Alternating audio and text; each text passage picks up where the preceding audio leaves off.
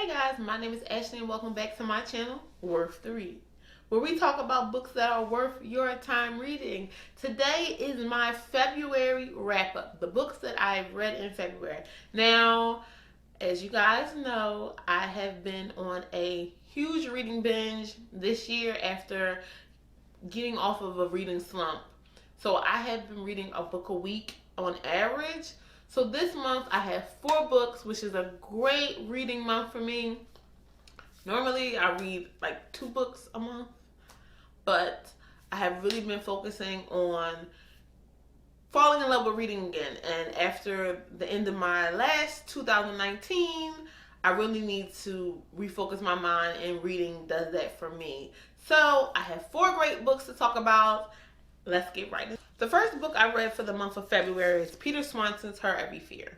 Now, this is a suspense novel. It reminds me of You by Coraline, the You that everybody knows now to be the Netflix show. But it reminds me of that book where there's a stalking and a kind of lurky person in the book. The main character's name is Kate. She's from London, and a distant cousin to her, well, a second cousin of her mother, they're the same age, who lives in the States, in Chicago, decides he wants to get away for some reason that we really don't know, and he proposes that they swap apartments. She would come to the States, and he would go to London for 6 months. So, to Kate, this will be an opportunity to break free. Backstory.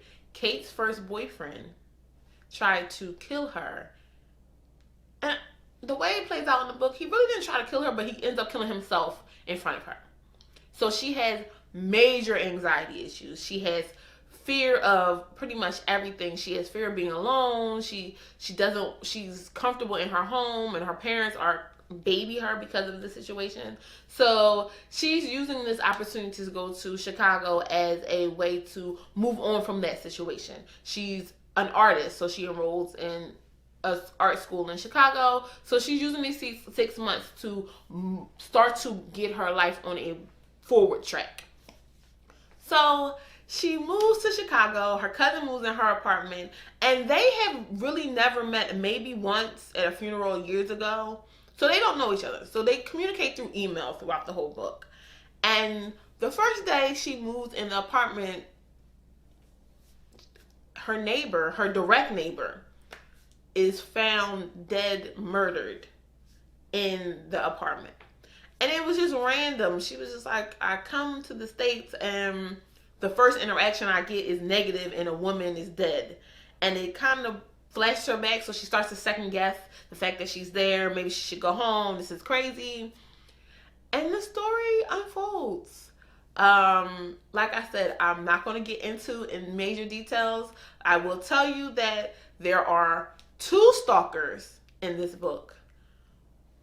There's the relationship between her cousin, Corbin, and one of the stalkers.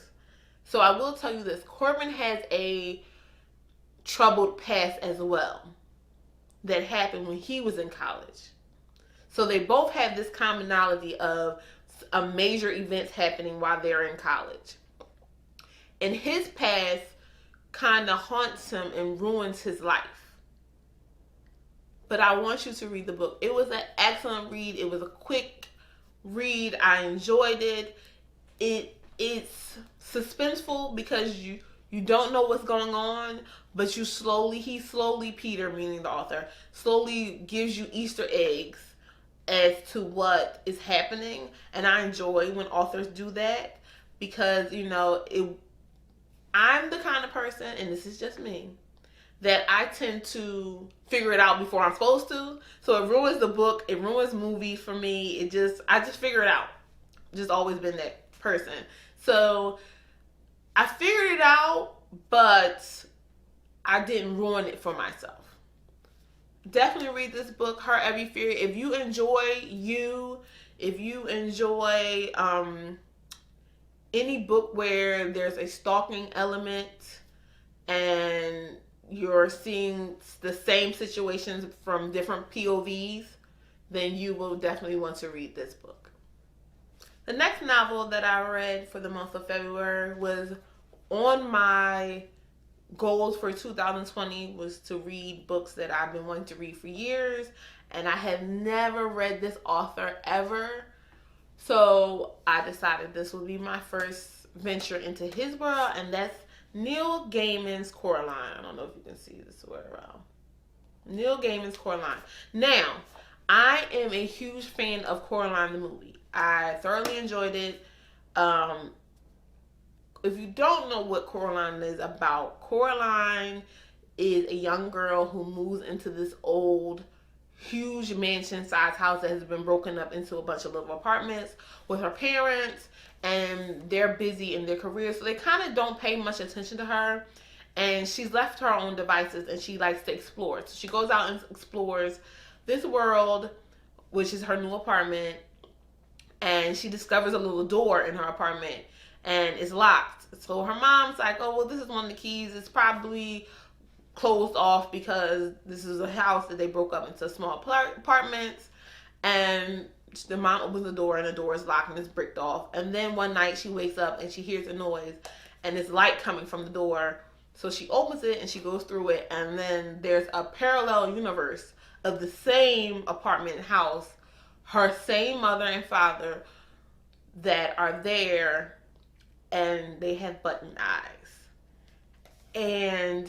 But they are doing exactly what Coraline wants her real parents to do, which is paying her attention, feeding her on a regular basis, because her parents kind of just let her figure out what to eat.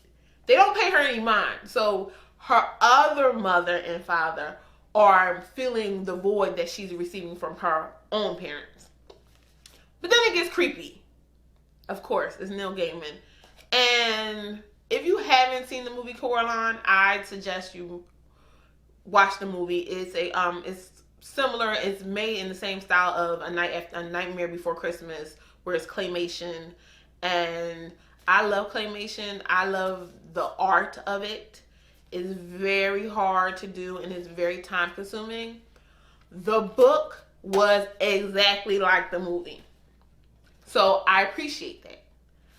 I appreciate the fact that they did not take this book and turn it into a movie and totally flip it and get rid of things and keep things. And the book was exactly like the movie. So when I was reading the book, I was watching the movie in my head, but I enjoyed reading the book. I finished it in like a day. It's thin, maybe 200 pages, if that. No, like 150.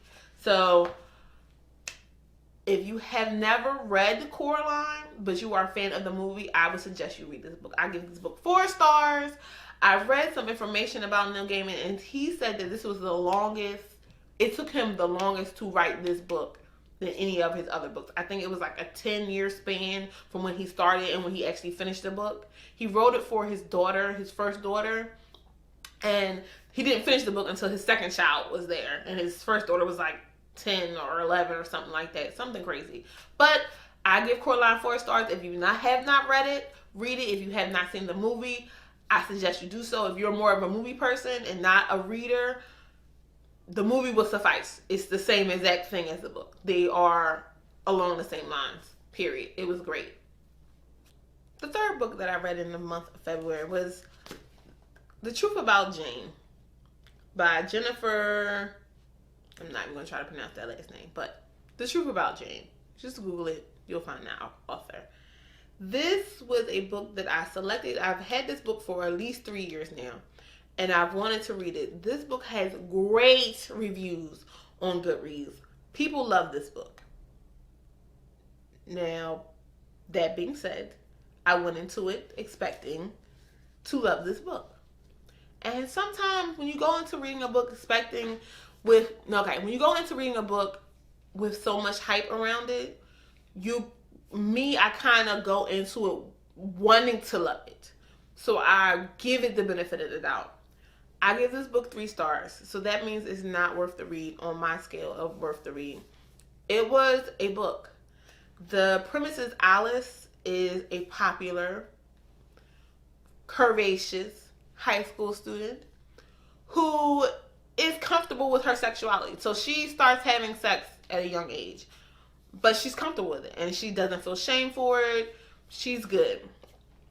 And then the most popular boy in the school, I think his name is Brian.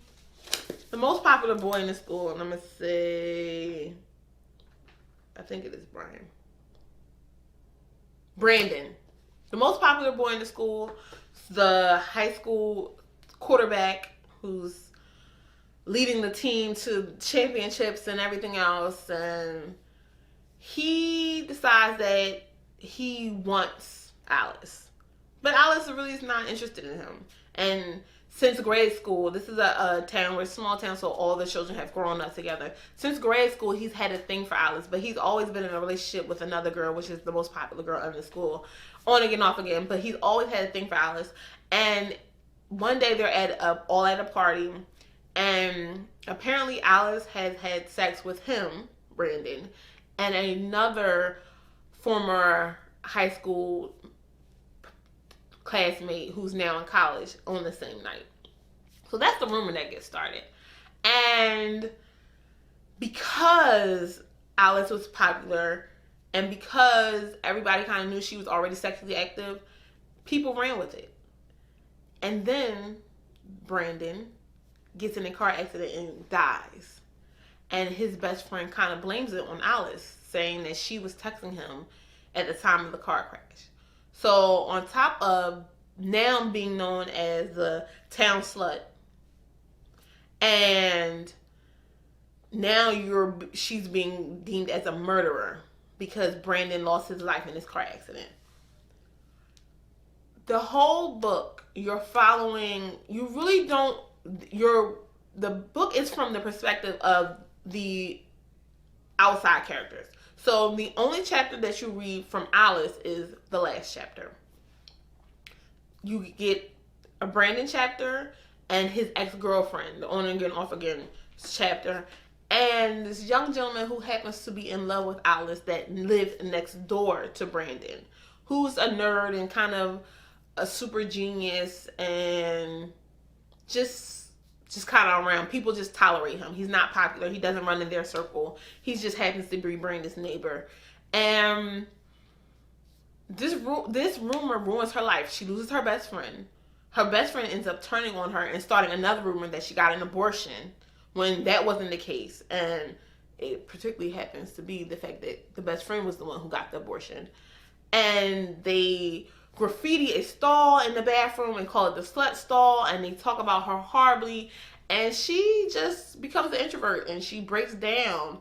And again, my issue with teen books are there's never adults around, ever. Nobody ever notices that a child that went from being this popular, beautiful, always fashionably dressed young girl goes from that to wearing hoodies and jeans every day. It just makes no sense. So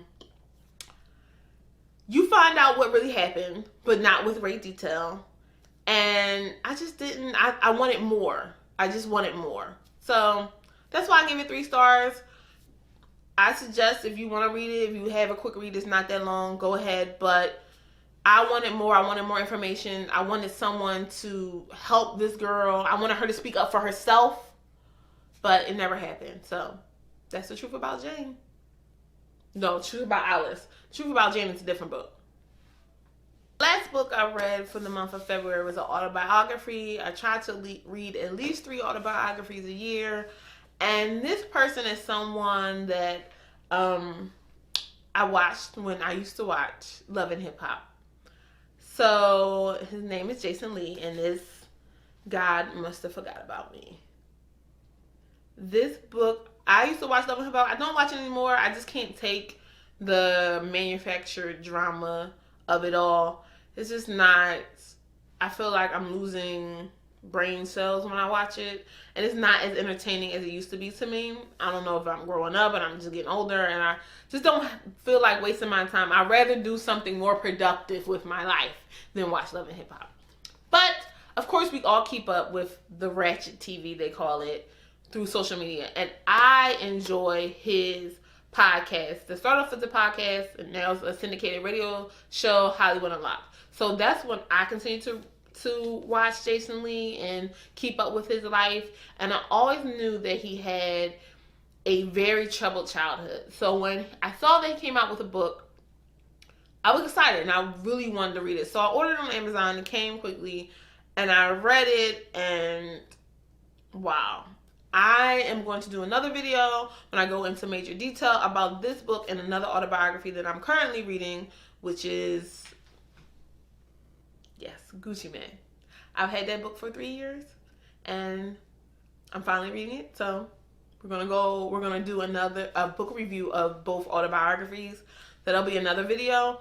But reading this book made me realize that people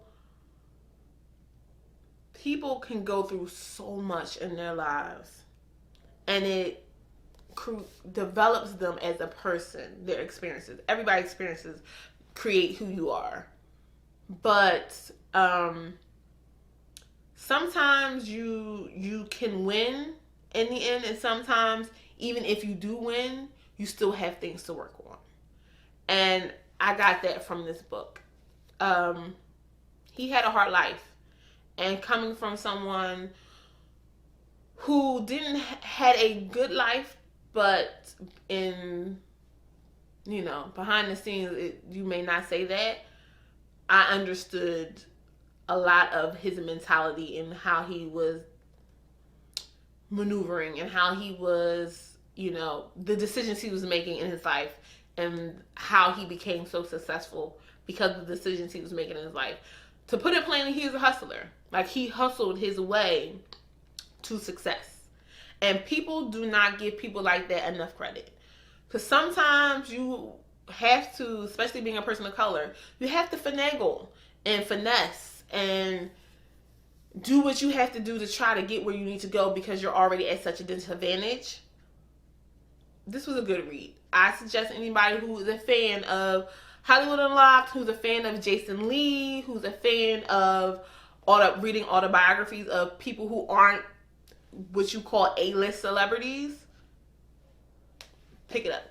And I'll go into more detail, and like I said in the other video, but it's definitely worth the read. I give it 4 stars. Autobiographies are harder to rate to me because this is someone's life. It's not made up. It's not fiction. But it was definitely a 4-star read to me. And I'll get into why later. But, yep. God must have forgotten about me. Can we believe that we're already at the end of the second month of 2020? It's March 1st. March is my birthday month. Yay! So, I'm going to be excited all month. Those are my books I read for the month of February. Because I'm reading so much now, I can do the monthly wrap-ups and the TBRs. Because I kind of stopped doing them because I wasn't reading as much and I was just doing book reviews. But book reviews are longer. I'm trying to make these videos shorter, So that's what I read for the month of February. Like I said, it's only one book that I would say pass up on, which would be The Truth About Alice. You can read it if you want. I don't suggest it. And that's it. I'm currently reading again Gucci Mane's autobiography. I'm enjoying it. I am a fan of Gucci Mane's rap. I was not a particular fan of his life in the beginning, like old jail Gucci. His life now, I'm living for the glow up and the change in the direction that he's gone in. So that's what I'm currently reading. Everybody, please have a great week. Have it on purpose. Try to remain focused and set on your goals for the month of March. I am set on mine and I'm trying to accomplish them. And that's it. Everybody have a great weekend. Peace out from Worth to Read.